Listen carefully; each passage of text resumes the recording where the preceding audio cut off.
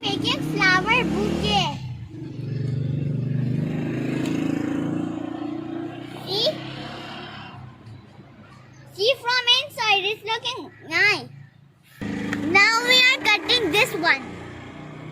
The white one. It's so hard.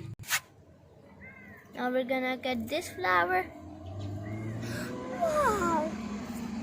So now I have cut these all flowers. I will put them in this vase and so they will be bloomed.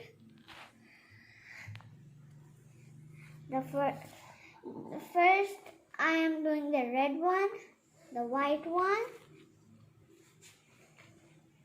the purple and yellow one, and that's all.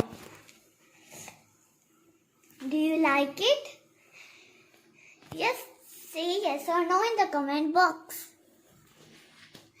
So, hope you like this video. Subscribe, press the bell icon, like it, share it. And another thing to say you, we have got these red flowers too.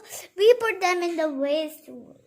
And now see, they are looking very beautiful. When we turn them around, we can see a pink, purple, the mixture of pink and purple. You can see it's hidden behind the red flower.